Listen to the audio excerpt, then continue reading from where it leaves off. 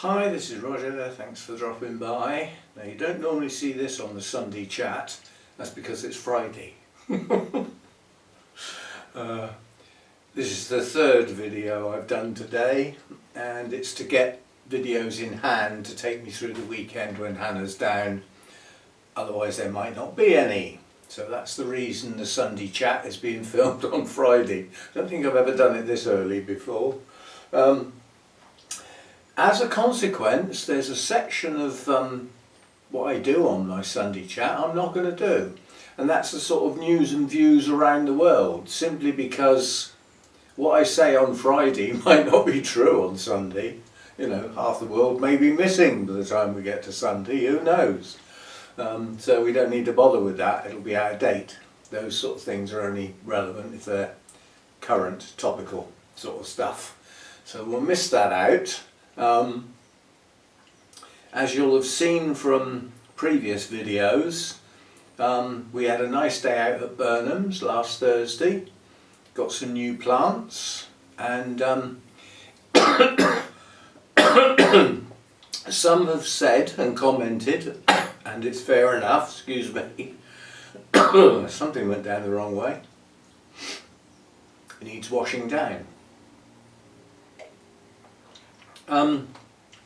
That the channel's become a bit dominated by the Pleonies. Well, yes it has, but it's a compressed thing that will fizzle out, because by the time we get, probably by the end of April, the flowers will be gone and the leaves will be growing, and there'll be nothing more to say about them until the leaves fall off in the autumn, and then they go dormant. So, you know, once we get past this period of dealing with them, they'll disappear from the channel as though they hardly exist. Apart from the Project Orchid, there is one in there. I'm running the project's series for a year, so even that fizzles out in May. That'll be the end of the year where we review the whole project right back to the beginning and bring it forward. The next Project Orchid video is at the end of this month, which I will try and do on time. What else? Yeah, so we're getting towards the show season starting, and being out on Thursday just reminded me of how much I enjoy actually going out to orchid things, not necessarily to other things, but yeah, I had an enjoyable day out despite driving the whole way there in the rain, which takes the edge off the journey and the driving enjoyment, because I like my driving. Yeah, but nonetheless I still enjoyed the day out, and the next day out for a show is end of February. The show season starts proper with the Bournemouth Orchid Society show, so we look forward to that. Now in my in my Friday video, so it is Friday today, this seems weird, I'm trying to think as though it's Sunday, so I'm trying to work backwards, if you see what I mean. In my Friday video where we looked at the new orchids, I did mention that Sarah had given me a little bit of a ticking off on the grounds that trying to get people to join orchid societies when they can get most of the information they want off the internet sat at home, you know, and I was guilty of providing some of that information, you know, it's defeatist. But I had some people actually commented that they don't go to their club meetings anymore because they get more information off the internet, and very kind words, specifically my channel. So I feel like I try and provide a service as well as a bit of entertainment, a bit of enjoyment. You know, there's some practical stuff, chatty stuff, there's a mix. And quite honestly, from this year I'm changing my mindset for the channel. The channel was always an orchid channel, and it still will be, but it is tending, it's creeping that way anyway, not intentionally, it's just happening. It's just the way things evolve, I suppose you could say. But it's becoming more of a vlog, a video log of what goes on a day-to-day basis. That's why some of the news and views have come in. And it's not just, here is an orchid, let me tell you about it. And that's not all I do, even though I still do that. That's not all I do. And from my point of view, my enjoyment of making the videos and working on YouTube, and dealing with all of the comments, the enjoyment I get out of that is via the variety that the videos show. It's not all one thing. It's other things have crept in. I mean, we have a bit of garden now and again, a bit of bird feeders, the odd trips out to see our native orchids. Well, those have become a bit thin on the ground, I must admit. And a lot of that is my health. My fitness level is not geared up to clambering up and down hillsides anymore and climbing over walls and fences and hedges and stuff like it once was. And with a dodgy ticker and a condition, the energy level isn't there to do that sort of thing. So yes, I can still go out on some day trips. The main reason for doing that is native orchids and butterflies. Those are my reasons for doing those trips under normal circumstances. There are still places I can go on the flat where I can still do that sort of thing. And I want to try and do a bit more of that because, again, it's weather dependent, but now that I'm retired and not so dependent on things going on, I can do a spur of the moment day out. You know, I can listen to the weather forecast and think, it's actually going to be a nice day today. Where can I go? You know, that sort of thing. So hopefully this year we will try and do a few more day trips. And some of those might be more scenic day trips. You look at some of the countryside and some of the landscapes and things like that, as well as trying to find some native orchids perhaps. It can all be combined, and that's what I'm thinking, that's the way the channel is heading. It's combining all these things into one place, and the only name I can think of that works is a vlog. It's a video log of events, and it's not necessarily specifically tied to one subject, even though there is a dominant subject within it.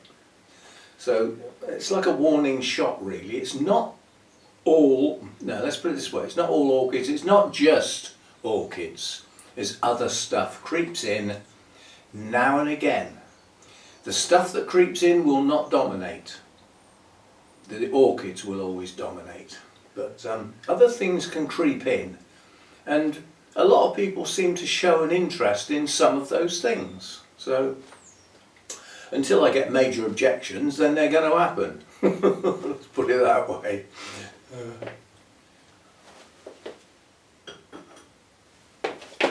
Whose channel is it anyway?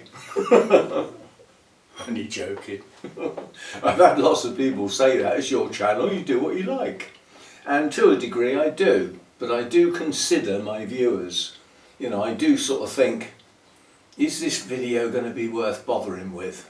You know, might be interesting for me, but is it going to work? It's the bottom line. Is it going to work? Will it be okay? Now, I don't mind if some videos are not as popular as others. That's a natural event, isn't it?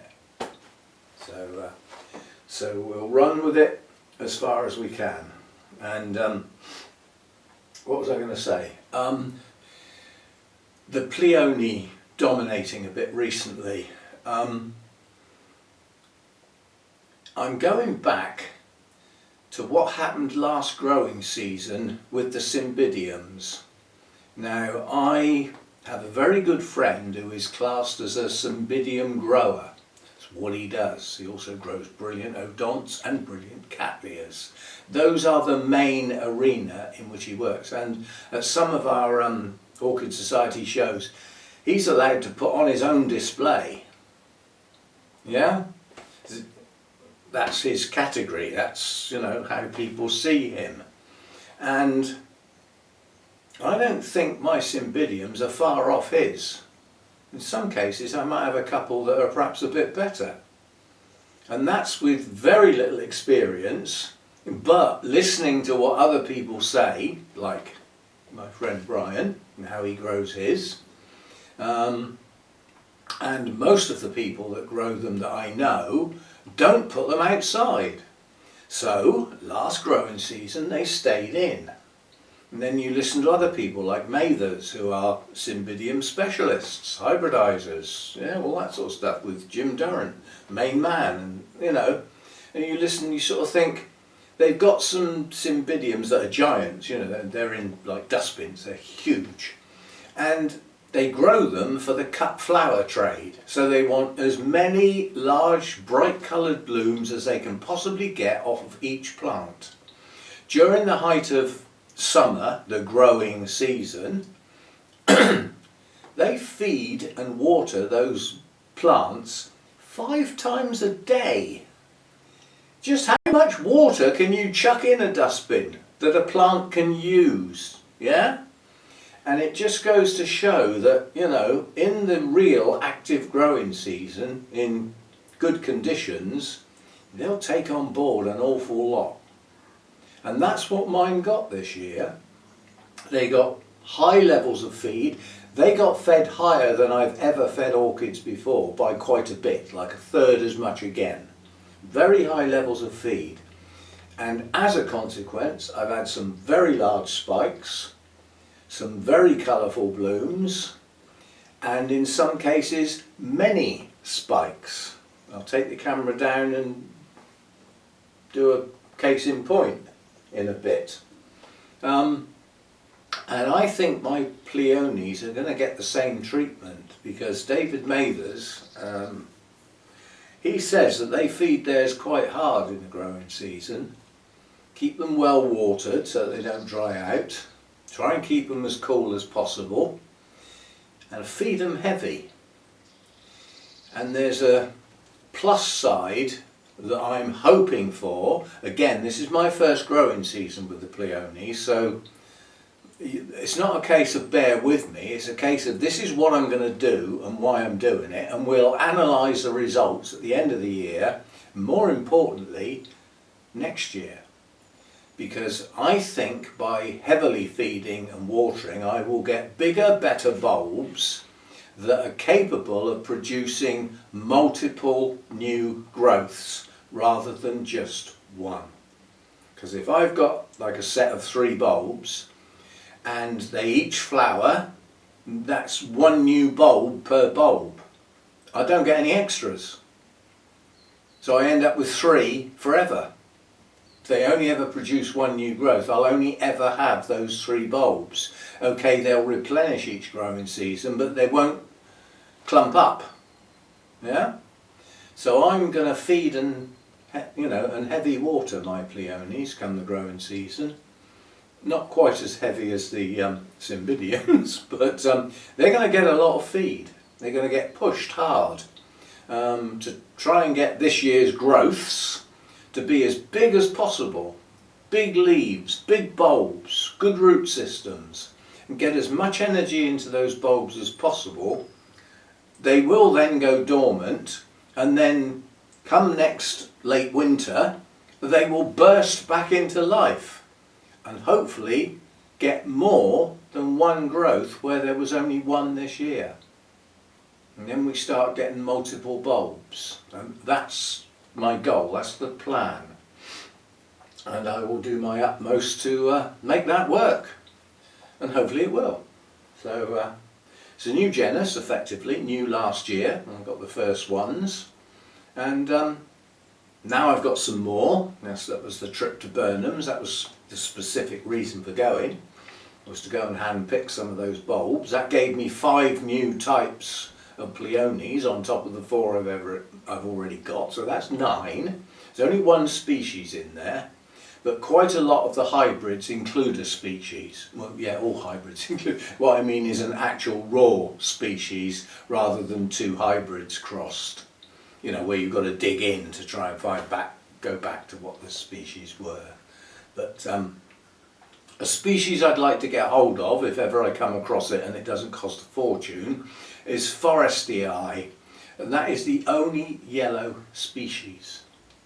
The only, well, as far as I know, correct me if I'm wrong, but that's the only species I know of that's yellow, and that provides the yellow and the toning down of bright pinks to make a peachy type colour. It's that yellow that sort of does the trick, if you see what I mean. I'd like to get the actual species, that would be nice. One day. I'll keep my eye out for it, and, you know. I might find somebody that's got some and then do mates rates, you know. Well, what do you want for that then? 50 quid? Well, you can keep it. Not paying mates, you know, if I can't pay mates rates, then I'm not so interested. It's different if you're dealing with a nursery, obviously. Yes, I noticed at Burnham's they did have some quite nice miniature cymbidiums, and I did say if I saw some that I really liked, then I would get some more miniature cymbidiums. I'm not getting any more big uns, just too much space basically, and they get big, bulky and heavy, and then they become a right pain to try and split up and repot because he's working with such bulk. When I sort of took it to pieces, I analysed what those little miniatures looked like, and I thought, oh, I've got that colour. I've got one that looks almost the same as that. I don't like that one. and I walked past them in the end and thought, no, I don't want any of those. Even though they had some miniatures. You don't come across the miniatures as often as I would like to think more people would grow them if there were more miniatures available in all the different colours and stuff like that. So, right, I think that'll do for a Sunday chat. As I said, I've missed a section out because it'll be difficult to know what's going on in the world in 3 days' time, or 2 days' time, whatever. So we missed that one out. I'm going to take the camera down now and just have a look at a couple of things, just so that we end on actually looking at some orchids. Put the wine down. There we go. Get this bit done. The sun's still out. It's been a bright day today. Cloudy at first. It's been a bright day, but it's still cold. It's middle of winter. You know, it's just coming up. Well, it is the middle of January basically. It's the middle of winter. We've still got at least 2.5 to 3 months of cold weather. So it's no good moaning about it. It's called winter. It's what happens. Right, let's take the camera down and have a look at a couple of things, so that we can at least end on some orchids, which is the priority within the channel. This Paphiopedilum's looking very nice now with its 3 blooms. This is Lianum, or strictly speaking it's X-Lianum because it's a primary cross that's found in the wild, so it's supposed to have an X in front of the name. But they're very attractive blooms, they're a nice shape, and the patterning on the dorsal, whatever you want to call that, is quite exceptional, including the colour, deep purple on green and white.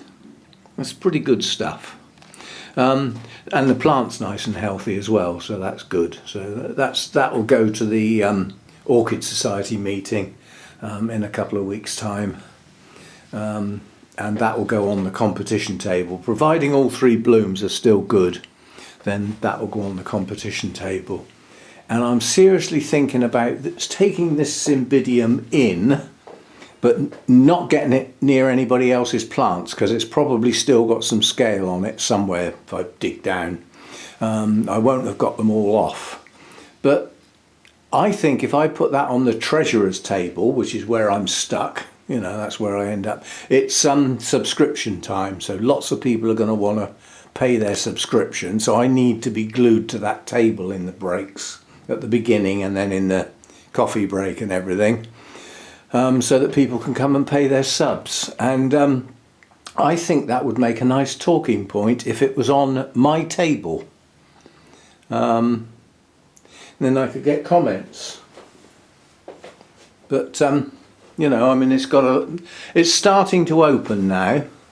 So you know, this is a basic colour, red. It's called Jamie Red, so you'd expect it to be red. But it's as Cymbidiums go, it's got a very plain lip. It's got a band of colour and a couple of little bits encroaching, and then it's plain. And most Cymbidiums have a lip that looks like that. A bit more spotted or blotchy. So, but yeah, I mean, that's got loads of spikes on it. It's a massive plant. It's in a massive pot. I think it might be a bit of a talking point. And it may get some people thinking that I'm actually a Cymbidium grower now, rather than somebody who's just got one or two. And I don't do bad at it, considering it's still relatively new. So yeah, that might go in. It's just transporting that. Where am I going to put that in the car? If I put it in the boot, which it might touch the ceiling, the roof of the car, then if I go round a bend or have to jam on the brakes and it falls over, it's going to get damaged. It's a bit big to go on the front seat, you know, the passenger seat. It'd make a nice passenger, but again, it will probably touch the top. So I move the passenger seat forward and put it in the footwell of the rear seat. And that might work. But transporting orchids can cause problems. They can get damaged quite badly. So that I will think about. This is my new dendrobium. We saw that in the new orchids video. And Showgirl, I need to check with somebody at the Orchid Society. I can't remember whether you're only allowed to put one plant on the competition table or two. In 2 weeks' time, that Cymbidium should still be looking good, I hope. Because I mean, these top couple of buds have only just opened, literally. But I don't know, I can look in my notes and find out how long ago the first bud opened. But it's not going to be good enough if the top 2/3 of the blooms look absolutely great and the bottom ones are starting to get brown edges. You know, then it's not going to work. But if all of those blooms are still good, then that one's going to go in to the meeting, and I'll have to have a chat as to whether it can go on the competition table or not.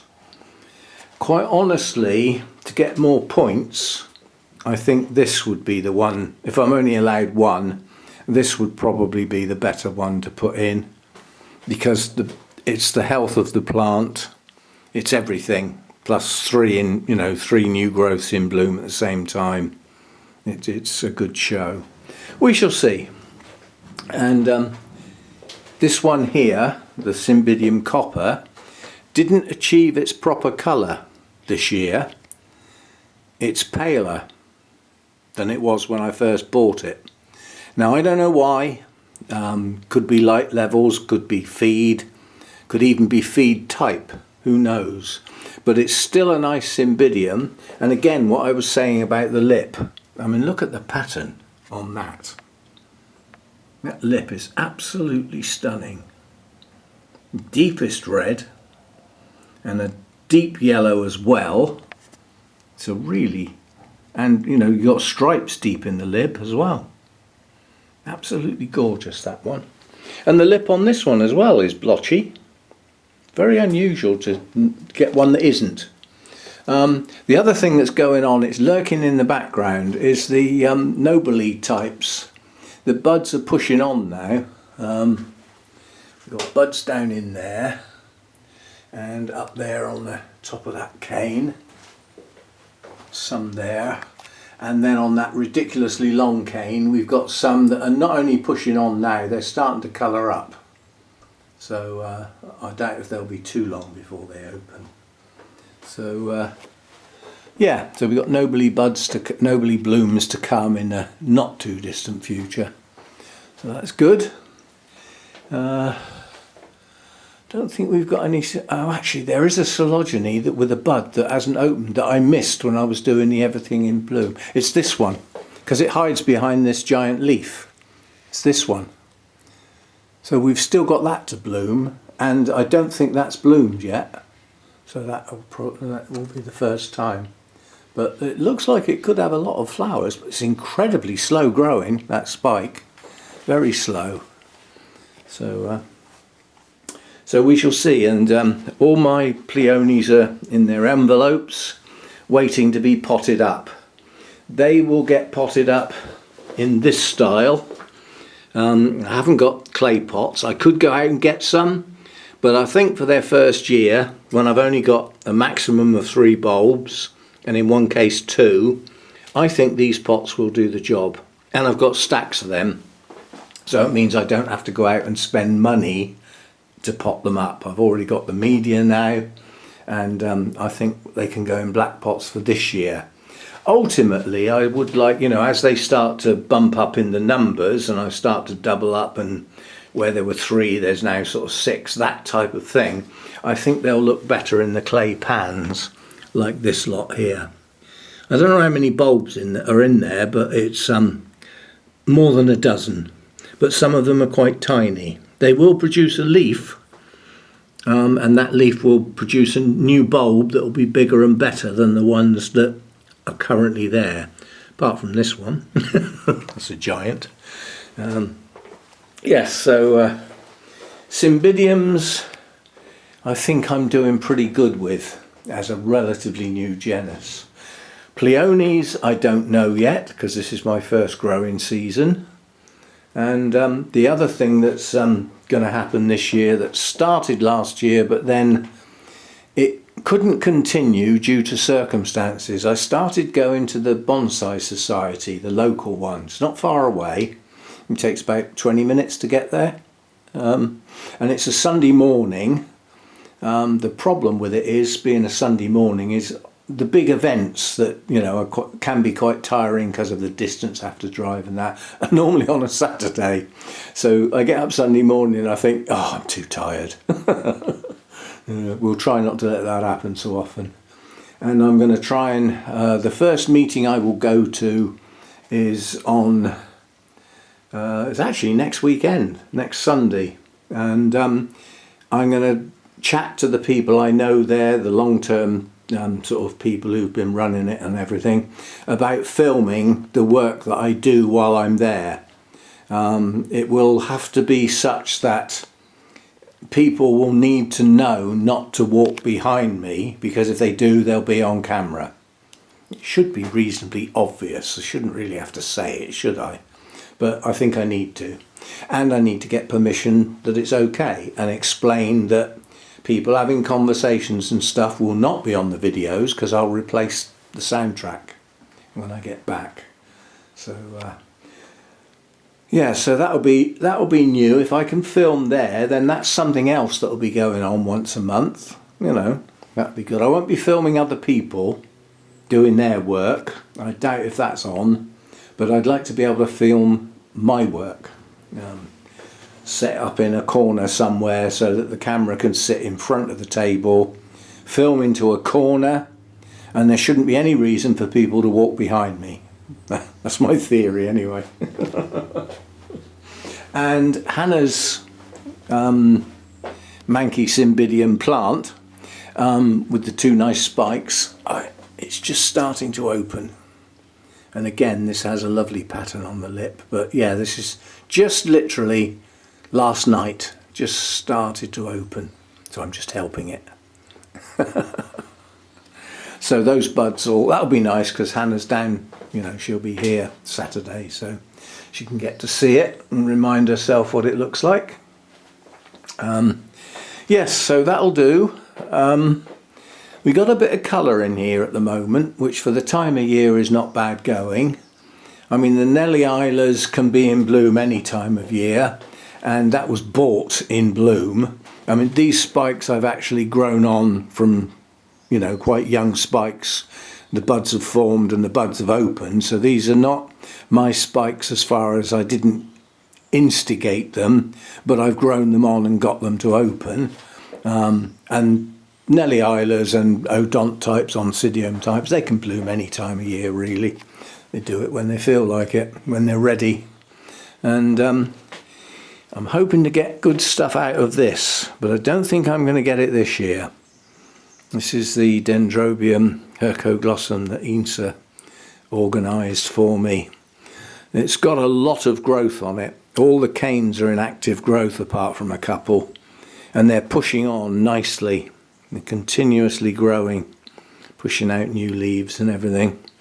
At some point we're going to have to get it out of that coconut husk, but I'm not quite sure when I'm going to do that. I might do that this spring, and the idea will be to take